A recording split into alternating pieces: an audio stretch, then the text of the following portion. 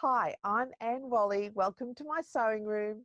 Today I'm talking to not only a sewist, but a fitting and couture expert who is absolutely amazing, has made one-of-a-kind pieces, has his work in the Victorian Albert Museum and other museums around the world, private collections, has his own podcast.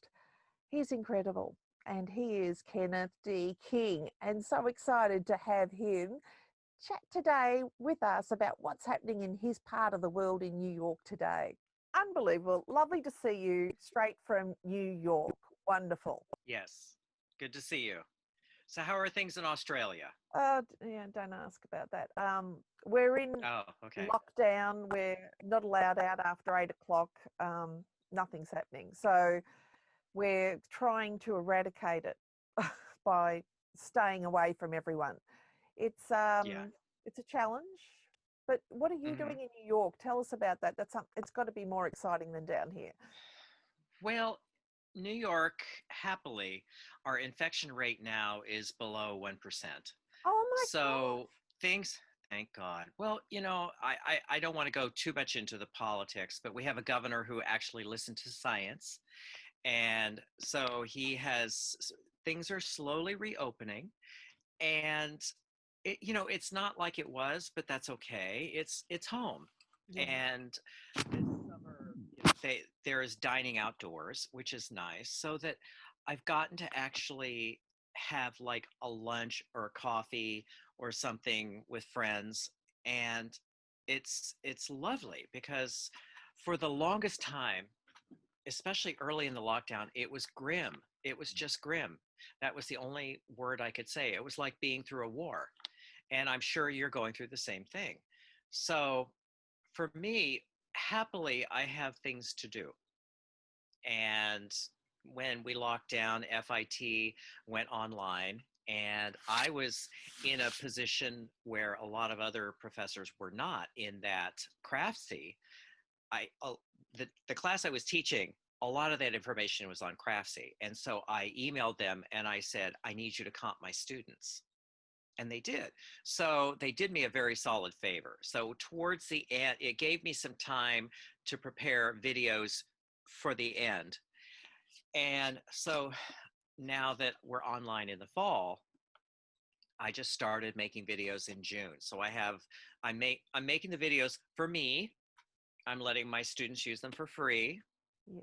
And so my challenge now, I have a lot of content, is okay, how am I going to get that online? And so I'm looking at different ways to do that. So that's the big heavy lifting that I've been doing since things started locking down. And then, of course, making Barbie clothes. Yes. Of course. And I'm sure that's an uplifting way of just getting that balance back.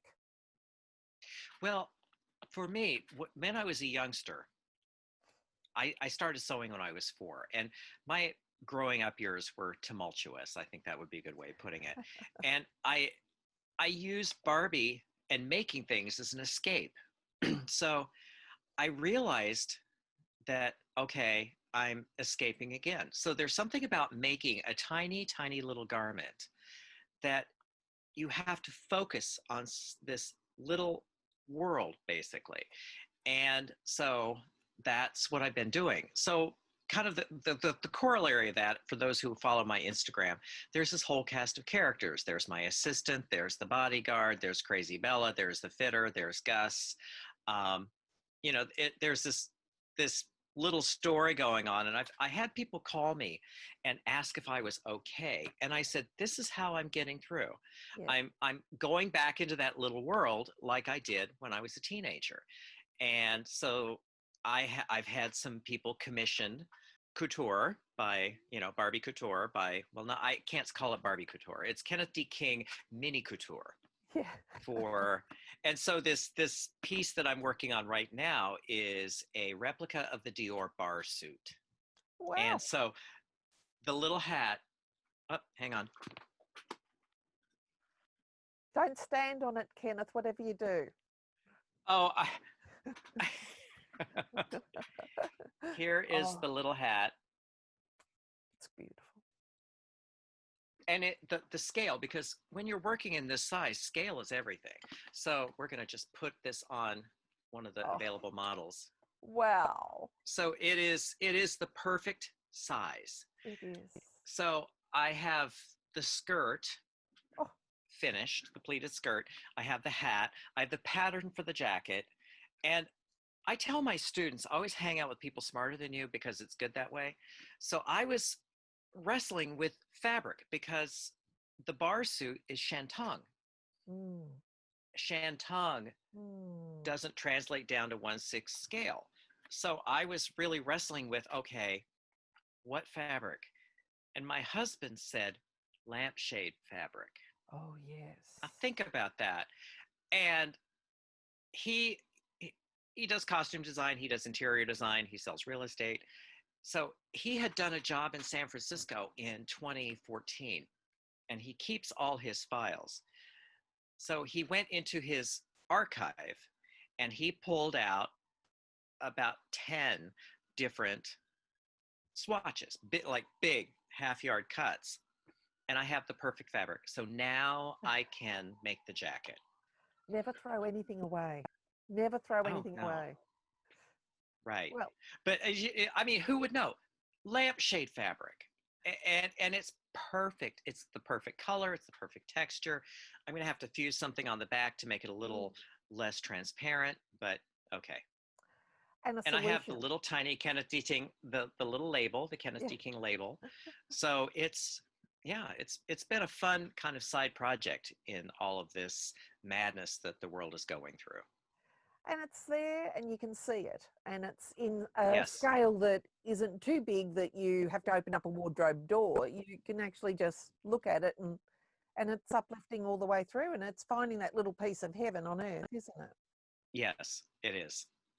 Now there's Sit and Sew with Susan Kalji coming up. Tell me about that. What's going on with that? Yes.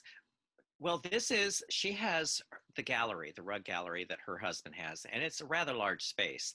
So, we're going to be doing the masks and the sanitizer and the social distancing and all of that.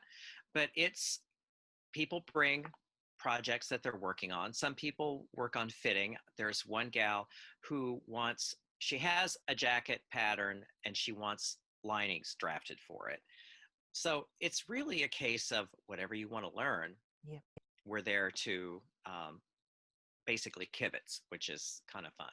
So that's happening in October, early October, and it's nice to feel like real life is starting again Yeah. because when I saw you last in Tacoma in I know. Puyallup, Yeah. it seems like it was 8 years ago, I know. and I haven't been traveling since then. I'm sure you haven't either. No.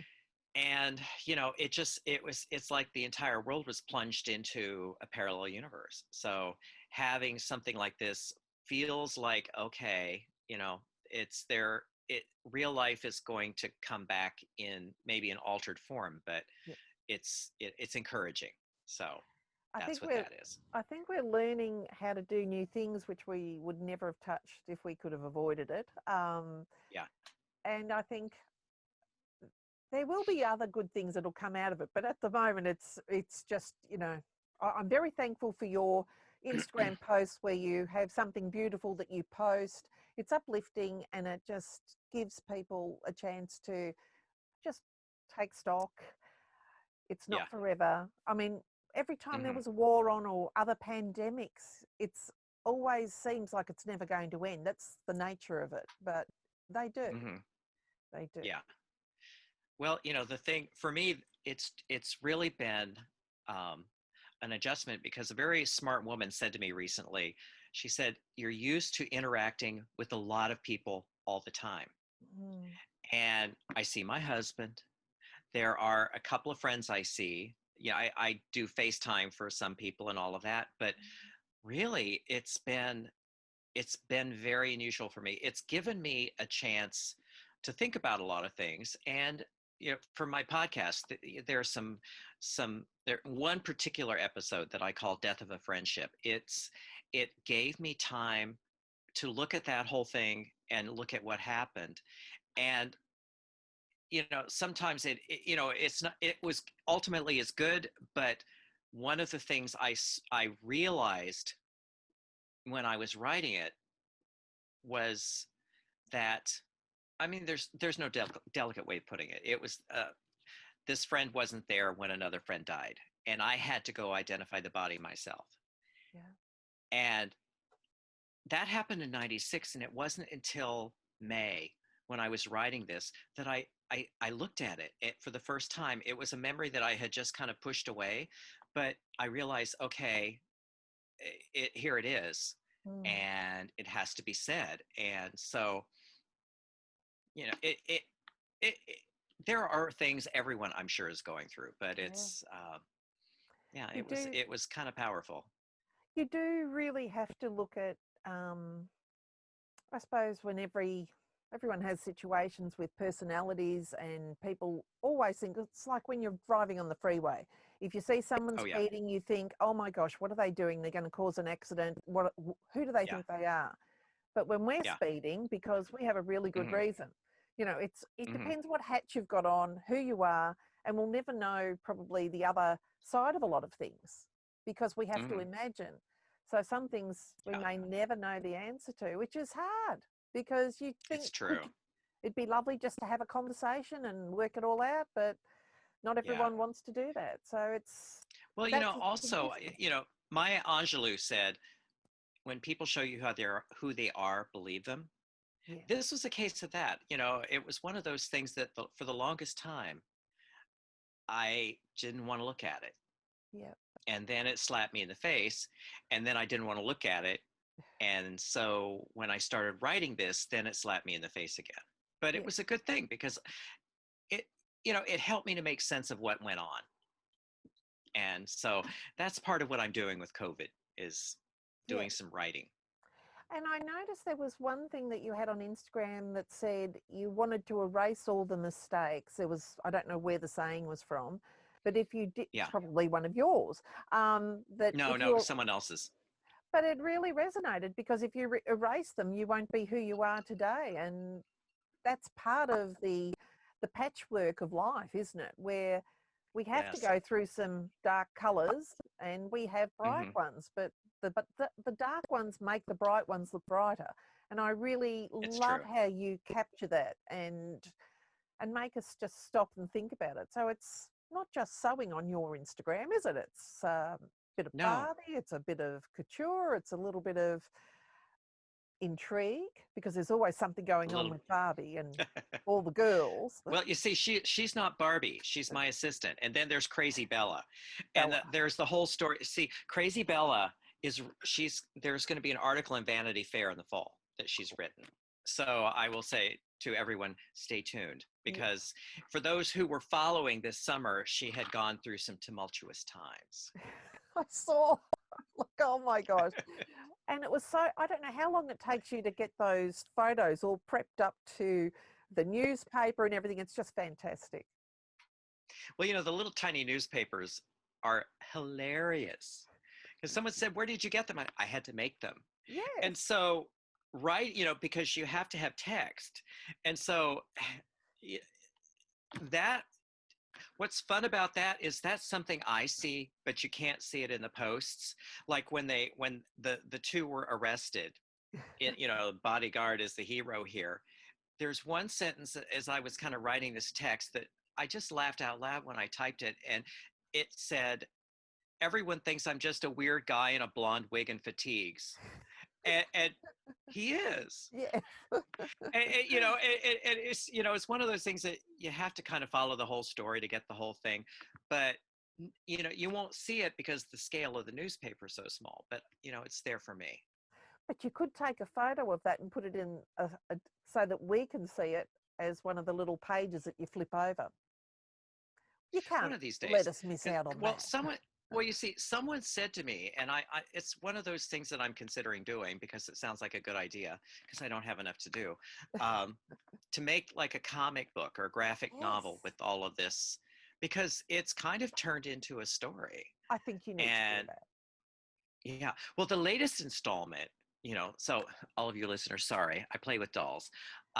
My cousin, I haven't heard from my cousin Lori since 1990 after my mother died. And she, out of the blue, called me. She lives in Minneapolis, Kansas, which is this tiny little, like 2,000 person town north of my hometown. Well, my hometown is New York, where I was born. And apparently she's been following me all these years, and she just worked up the courage to call me. So we've been talking, and we're talking. She was saying, I still have my Barbies. And I said, really? I said, you used to have this pink taffeta ball gown with the silver lace trim and a fuchsia pink velveteen coat. And so she texted the next day, is like, is this the one? I'm like, Oh, yeah. yeah. And I said, and you had these little tiny clear plastic high heels with the glitter. And she's like, these? Yeah. I'm like, you still have them? She said, I'll send them to you. So she sent me Barbie, she sent me Casey, she sent me Twiggy, and she sent me African American Francie. And so now these dolls are part of the story. It's my assistant's cousin Lori from Kansas. She's brought her 3 daughters to New York for college. So I have to pull out the dream house and set it up because my assistant is going to let them self-quarantine in her apartment, and she's going to stay at the studio. I know this all sounds very crazy, but there you have it. But if you do the book, then you capture the teenagers who could then turn into sewists. Why wouldn't that be a most wonderful thing? Because making Barbie doll clothes, everyone's made them. Mine aren't as good as yours from when I was, in those early years. But I can tell you, sticky tape was great back then, keep them all together. But I didn't have a sewing machine back in those days. But that's the thing, isn't it? That doing something that you love has really captured other people that really still have that love for it. So it's a worthwhile task, isn't it? It is. Well, also just making things with your hands. Some people think that's magic. And so communicating that, I think, is however we can is a good thing. Because there's so many different variables. I mean, you've made jewelry and hats. Tell me about all the wonderful things you've made for the big wigs in the world. Well, the big name is Elton John. There are others, but he is the one who has the most pieces. And the most recent, apparently, there is a special on Amazon Prime about him. I don't know what it's called. I want to say it's Elton Uncovered or something like that. And a couple of friends have texted me saying that, okay, at different points in that particular program that there are, my pieces that show up, which is kind of nice. Yeah. He was wonderful. He has the best stuff because he would order 4 hats, 2 weeks, blank check. And so my aim was every time I made an order, it had to be better than the last. Wow. So he has the good stuff. He really does. So and he's used them in videos. Well, he has hats, he has jewelry, he has he has at least 2 jackets that I know of. He has vests. He has the first piece of furniture, which is a footstool. So he has a broad collection of things. How wonderful. How absolutely wonderful. And tell me about... And he himself is wonderful. Oh, absolutely. So talented, so amazing. Rocket Man, I really, seriously, that song, I just put a little clip of that on one of my last blog posts, and it just thought, I just feel like I am really on the moon with this whole thing. Yes. So he was really before his time in so many ways that you can just apply his songs anywhere, anytime. He's just so amazing. And we really just love the fact that he's always working at it, isn't he? Always, just like you. So tell me about what pieces are in the Victoria and Albert Museum. Well, there's one. It's a hat. It's a mask hat from, oh gosh, they acquired it in 98, I think it was. I delivered it personally, which, so I could write off my trip to London. And, they had, how I met them is that my first museum permanent collections was LA County Museum of Art. So the curator, Edward Mader, said, you need to meet this woman at the Victoria and Albert. So I contacted her, and I was actually going to London to visit a friend. And this particular hat was in an exhibit at the Philadelphia Museum of Art, and it got a full page in their catalog. So I sent a copy of the catalog, and I said, I'm coming to London. I have this piece that, if you're interested, let's talk. And this is back during the days of faxing. So she faxed me back, oh yes, we'd love to have it. Yes, please, please, please. So when I went to London, I was able to deliver it. And when you put something in the Victoria and Albert, when they acquire something, they do not deaccession, meaning once it's in there, it's in there. Yeah. So they have to be very selective about what they choose to put in there. So when I was there, I said to them, Elton has the best stuff. If you want some good pieces, Elton has the best stuff. Now, the LA County Museum of Art, I think they have the second, they have quite a few pieces. And the DeYoung in San Francisco has 2 pieces that I know of. So, I'm kind of ahead of the game, because usually usually it's about, a museum curator said to me, it's usually about between 25 and 30 years when these pieces start showing up at auction, in museums, that sort of thing. So I'm a little bit ahead of the curve on that. So yeah, I'm very fortunate that way. And it's very pleasing to know that other people can enjoy that and inspire them as well. Yes. Now, when you were doing your sewing on Barbie and all the girls, Bella, before you did that, what started it? What made you? You mean the whole Barbie thing? The whole sewing thing. What made you pick up some fabric? What did it? What set you on fire? Are you talking about when I was 4, or when I started the Barbie stuff? Yeah. When I was 4? Oh, yeah. What did it? My mother sewed. And I found out later she hated sewing. And when she would cut something out, I would take the scraps out of the wastebasket, and I, with my little needle and thread, would start making Barbie clothes. Because I just was, and see, my Barbie, she was not, because see, the official Barbie story, for those who aren't really familiar, Barbie has an official name. Her official name is Barbara Millicent Rogers. She has an official backstory, and she's a teenage fashion model. My Barbie was never a teenager. I know those clothes, the early clothes were grown-up lady clothes. They were not teenage girl clothes. And my Barbie was 27. She lived in a big city. She had a cool apartment. She went to the opera, the theater, and restaurants, and she only owned evening clothes. She didn't really have day clothes.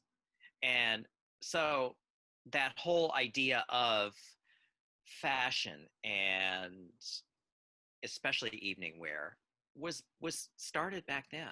Wow. And it just carried forward. When I was a teenager is when I started making clothing for myself. Yeah. And my degree in college was fashion merchandising, window display. Yes. So that's how I got out of Oklahoma City. And so window display got me to San Francisco. And when I was in San Francisco, I had my first paying customer. And that's when I said, aha, I could make money sewing. So it kind of went from there. I started with accessories, hats. This is not a stretch. I have made the fox fur hat for the Chihuahua. It was not much bigger than that. Oh my And gosh. so I started making hats, and that's what got me into the fancy store in Los Angeles called Maxfield. So everything went from there. And it's all in your book, and it's called All Grown Up Now. Yes. A Friendship in 3 Acts. And so, it's also, I have an audiobook, the audiobook, the same name. You can get it on Audible. So, yeah. So because the reason I did I did the podcast because I wrote the book first, then I wrote the screenplay. So if there's anyone out there who knows anyone who wants to finance a movie, it's a Yes. good movie. It's a Yeah. good story. Um, so I had a lot of people say, "Oh, I don't ever read anymore." So I thought, okay, fine, I'm going to read it to you. So episodes 1 through 29 are the novel. So then when I got to the end of the novel, I thought, okay. And I had several people say, "So are you going to keep going?" And I said, I have plenty of stories. So episode 30, it's, I call it All Grown Up Now, Tales of a Checkered Past. Yeah. And so just as a warning, some of them are some are G rated, some are R rated, Yeah. a few kind of RX, but, um, you know, not tackily so. So I'm able to talk about my younger days. The podcast that's on right now is, it's, I call it summer rerun. It's a request from some. It's called Jet Set starring Patty. It's about one of my Park Avenue gals here in New York. So I can kind of go each from 30 on. They're all self-contained podcasts. Oh, They're cool. not sequential. So you can just dip in wherever whatever looks interesting and have a listen. Well, and that all that information is on your webpage as well, isn't it? Well, yes, there's my main website is Kenneth D. D as in Diva, Kenneth D. King. The podcast is allgrownupnow.com. And there's an episode directory, so you can go listen there. You can listen on iTunes, you can listen on Stitcher, and all the places you get podcasts. Which is And wonderful. Audible and iTunes and Amazon have the audiobook. So, and you can Okay. get the novel on Amazon. So that's, there Now, you have it. you have got that reputation not only of telling a good story, but also of being the most able person to work out how to get something done and to make it look amazing. So you also, Thank you. before I forget, I know on your webpage you have links to, are they sheets or books or something on the various subjects on couture and Oh, fitting? What do you have on there? yes. Tell me about that. Well, okay. On the book page of kennethdking.com, I have, I want to say 15 titles now. I kind of lose track, but I started, the first book was the moulage and the basic sleeve. I studied pattern making with a woman in San Francisco named Simone, who trained at the École Guerlain in Paris. Wow. So she was trained as what's called a premier. So Monsieur Dior would hand her the sketch and say, "Make me this dress." So she was trained to interpret a sketch and come up with an actual toile. Right. So she trained as she was trained in San Francisco. So I studied with her, and she always said, "Oh, no one can learn anything from a book." And I thought, I beg to differ. I got quite far from books. Yeah. And so I started writing the moulage and the basic sleeve, because it's kind of interesting how these things work, because in June of 2002, it was after 9/11, and it sort of had a little delayed effect on my business. So that was the first month in my entire business career that I didn't have anything on the books. And so I said to myself, okay, you can panic or you can do something. Mm. So I gritted my teeth and I sat down with like Computer for Dummies, and I figured out how to do the illustrations, and I made the moulage and the basic sleeve as PDF books, Right. because I was planning on doing it anyway. The beauty of a PDF book is that you're not limited by the physical structure of books. You can have as many illustrations, you can have as many pages as you feel necessary to cover the information. Like what, 18 years later, they're still selling, which is kind Yeah. of amazing. Mm. It's kind of like what I'm doing now with the videos. But so I put all of the pattern making that I learned in books. Then pattern making 1 and 2 are my notes from teaching here in New York. Wow. There are like Tailored Jacket, Birth of a Bustier. There's a number of PDF books, and you can download them. Or I can send them on flash drive. Most people these days are downloading them, which is Yeah. kind of nice, because Yeah. you pay for it. I send you the link. Boom, you have it That's right it. then. Yeah. So So, that's what that's all about. so tell me, a lot of women in Australia, and I'm sure around the world, like to know about the tricks to getting the fit right. Do you have any Mhm. PDF books about that, or is that one Well, of the subjects? that's my fitting book. That's the from Taunton Press, the Smart Fitting Solutions. I always have to think about what the title is, but it's Taunton Press. It's an actual book. One of the things, because fit was the holy grail for me, when you're Yes. working for, you know, if you're charging a lot of money, they don't want to stand around for 10 or 15 fittings. That's just not workable. Yeah. And what I needed to understand was the underlying principle that ties all of the different fitting methods together. And for me, I figured out it's net gain, net loss, no net change. So if it's too small, you need to add fabric, net gain. If it's too large, you need to remove fabric, net loss. And there are times where you need to remove fabric in one area, but add it back in another area. So there's no net change. You've lost it here, but you picked it up here. And then after you make the alteration, you have to correct for distortion, which is a no net change. So that's sort of the underlying principle. That is how I look at fitting. And people say, oh, why don't you write a fitting book for trousers? If you understand net gain, net loss, no net change, you can reason out any kind of fitting solution. Wow. So that's fit is the holy grail. Yeah, Why it would is. you? Simone used to pound that into our heads: if it doesn't fit, everything else is a waste of time. Yeah. And you can have beautiful construction. If it doesn't fit, it's never going to look right. So that's covered in the book. Well, it will also help people change the clothes they've had in their wardrobe and still wearing, and just tweak it a little bit Hmm. too, because a little Yeah. dart here and a little seam coming in a different way is just giving Hmm. you a new feeling in your clothes. Yes. Well, mentioning darts, I see this every now and then where people, they go into this, oh, so garments without darts. Why would you do that? Mm, Why would you do that? Most gals have a shape, yep. and a shape requires shaping. And there's nothing wrong with that. So, if you want to wear clothing with no darts, buy it. Buy Yeah. ready made. You know, you need darts to create a shape. And the one thing I would recommend for most people, and I have been guilty of this myself, a lot of people think, make it big, make it loose. Mm, People won't notice what your shape is.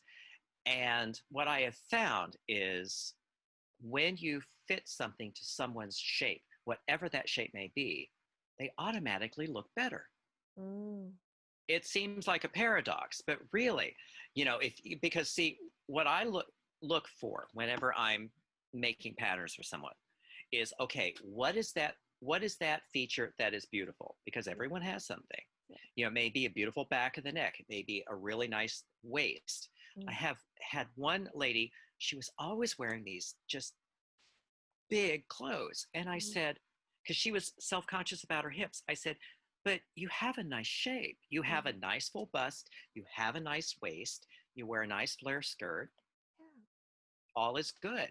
And it took someone else to say, you have a nice shape. You would be well to show it.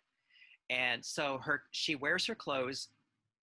She didn't wear them tight, because there's tight and then there's well fitting. They're two different things. Yeah. I think a lot of people err on the side of overfitting, because stretch fabrics and Photoshop have created some unrealistic expectations of what fitting is.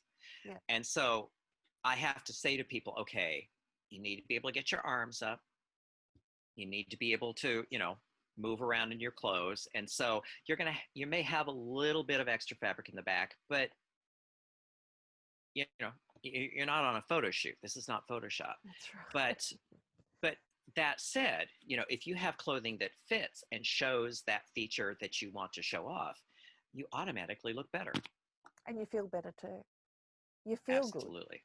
And that's that vibe where there's nothing more exciting to see someone who walks into a room with confidence, and they know they might not be the best looking woman there. They might not be the youngest or whatever it is, But that confidence comes from loving who you are, because everyone's different and no one's perfect.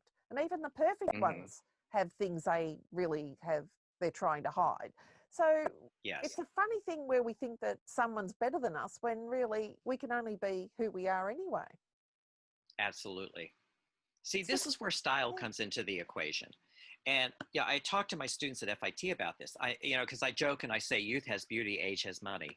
But part of it is, see, this is something I am missing by not actually going into class, because one thing I love to do is I love to get dressed. I love thinking, okay, where am I going? What am I wearing? What am I going to tell? What is the story I'm going to tell? Who am I going to be? And going into FIT, generally I try to wear something I made, because I think that that's fair, that they need to see that I still do this. And what's kind of fascinating is that these students pay attention. They can tell me what I wore 3 weeks ago, which I can't do. And so I tell them, style is something that stays with you forever. Figure out what that is. And, Yves Saint Laurent used to say that fashion is a vitamin pill for style. And it really is true. You can look at what's on offer out there and decide, well, that's not for me, but I can do this. And so, yes, style is ageless. And you do get noticed in a crowd. It's true. I especially because of my clothes. Yes.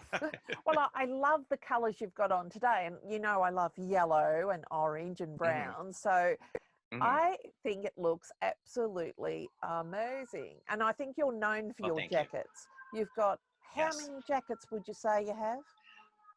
I don't know. See, if you don't count, then you don't have to feel guilty. That's true. Same with the watches. Someone asked me, how many watches do I have?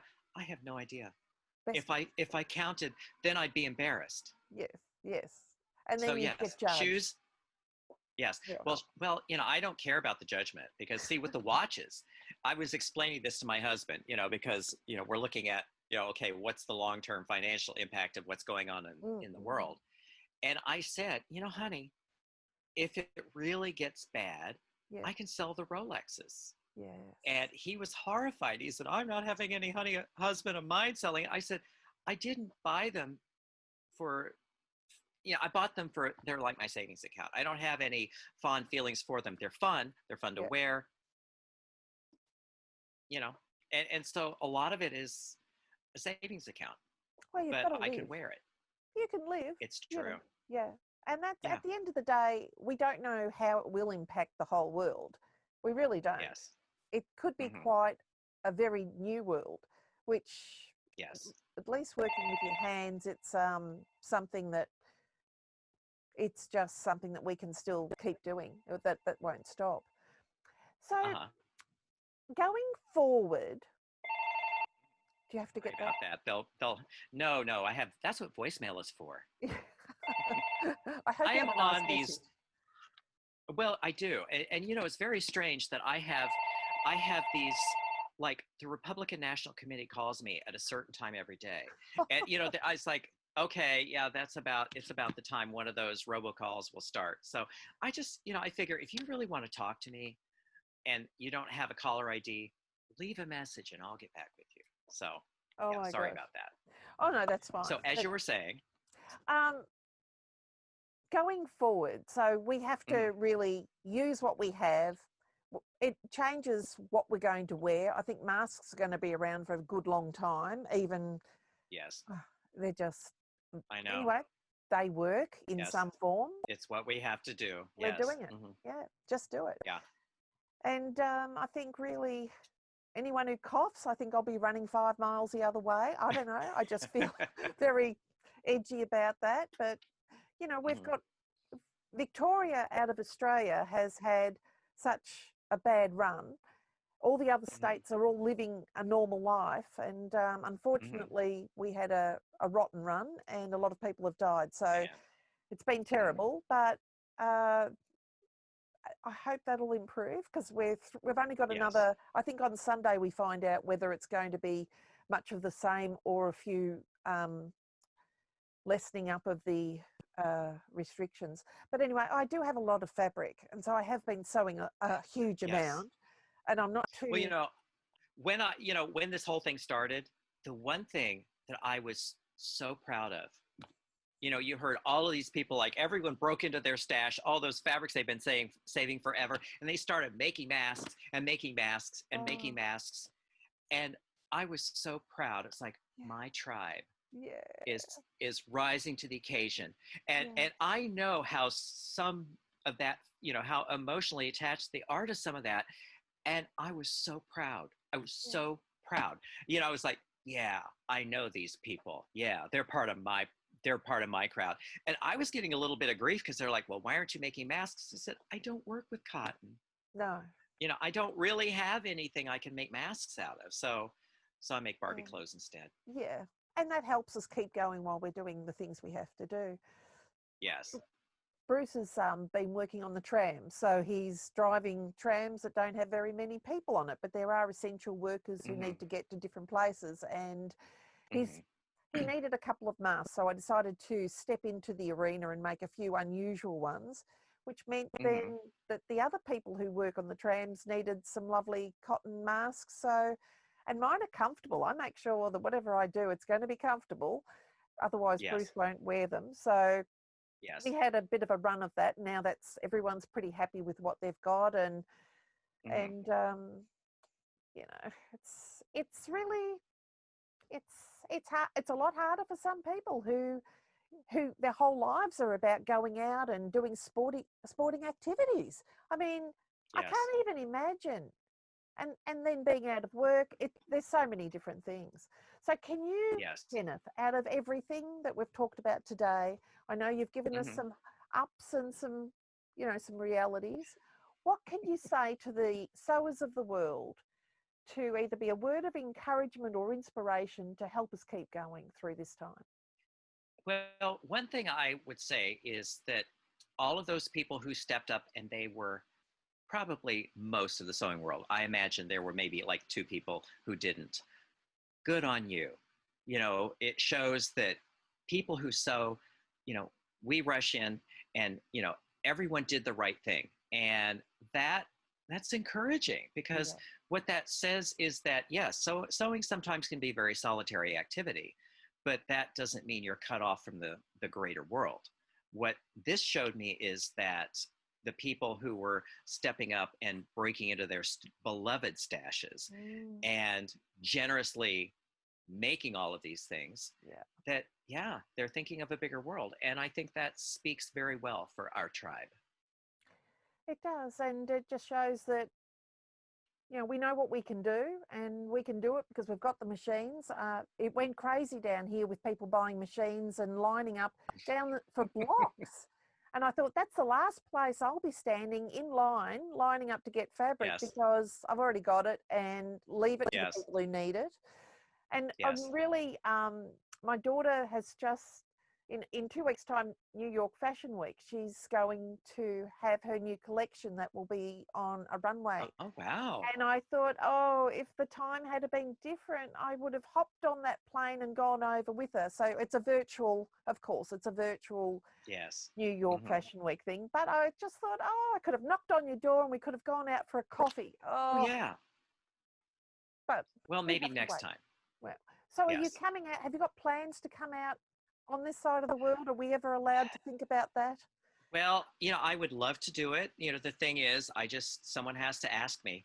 Mm, That's because, see, Susan Calgi, who I adore, yes, works me much too. harder than I do. She will arrange the whole thing and set it up and get the venues and do all of that. I'm too lazy for that. I just want it's like, okay, here's my day rate, fly me over there, put me up in a hotel. Yep. I'm happy to do it. I would love to do it. Oh, So yeah, I'm not saying it wouldn't happen. I would love to do it. I was in China last year. oh, So I've been on that. I've been on in that hemisphere. yes. That was it was an interesting experience. It was with Mm, FIT, oh, and I'm glad I did it. yes.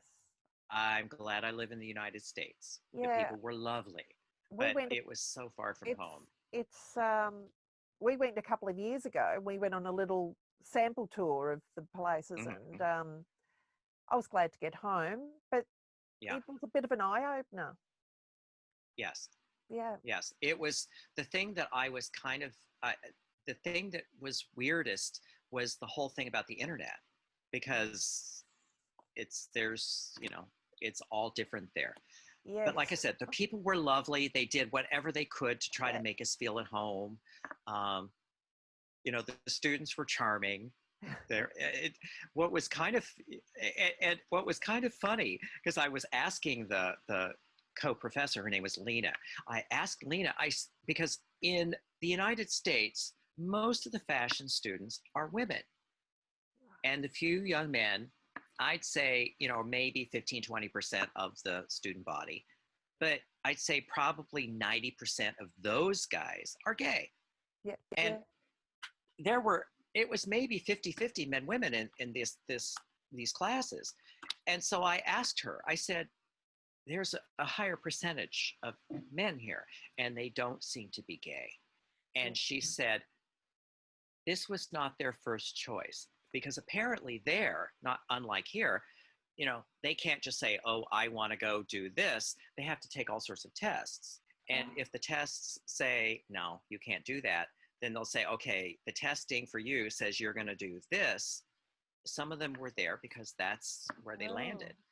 So it was, that was kind of interesting, because you could tell the students who really, really wanted to do it. You could tell the other students who were there.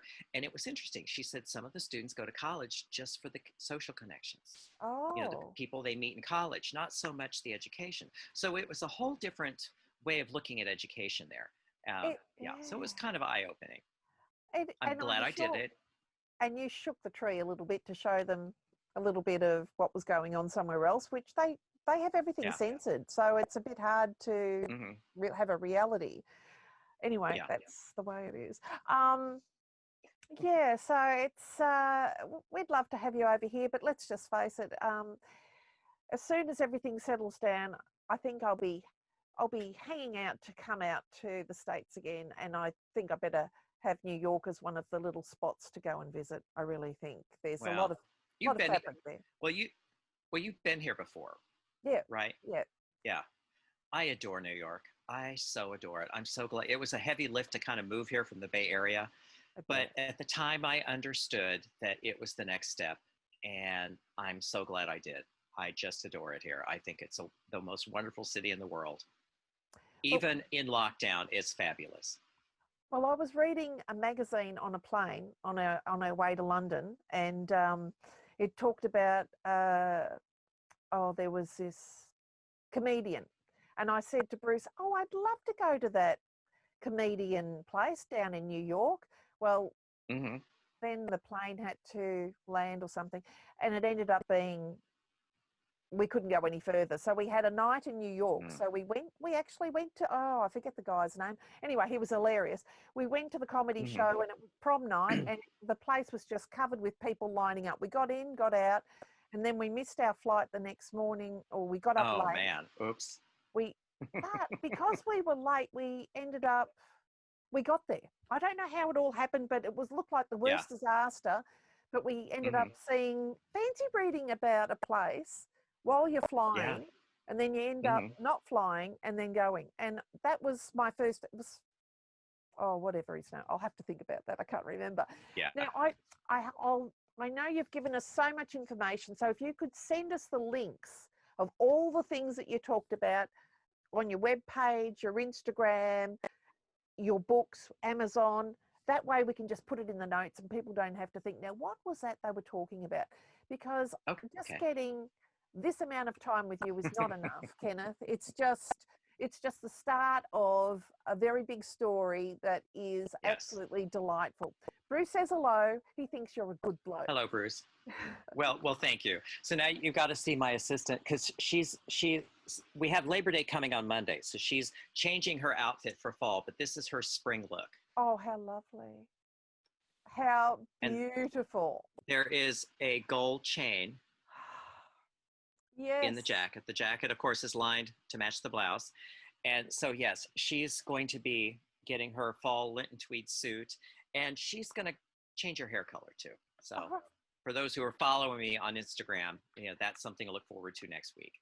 And then we can see what's happening in Vanity Fair as well. So there's lots going on, isn't Yes. there? Yes. Well, thank you so much for spending your time with me today. I so appreciate it. My It's pleasure. just, you're a breath of fresh air in a place where we wear masks. It's lovely not to have to wear them while we're doing our Yes. meeting. Thanks so That's much. true. Thanks, Kenneth. You have a My lovely pleasure. rest of your night. Thank you. Bye-bye. Okay, you too. Well, the bobbin is empty. Thanks so much for listening to the interview with Kenneth D. King. He is such an amazing man, a resource, a wealth of information, and what history. All the links are down below. And keep up the good work with your sewing. Wear the styles that suit your body. Find out your style, ingredients. Find out what suits you. Make the clothes out of the fabric you love and wear them. That will take your sewing from good to great. Oh my gosh. Make sure it works for you, and then you'll love wearing it. I do sewing mentoring and I decipher style ingredients. If you need that, let me know. Follow me on Instagram, follow my blog, annwhalley.com, subscribe to my YouTube series, and I'll catch you at another time in my sewing room. I'll see you later.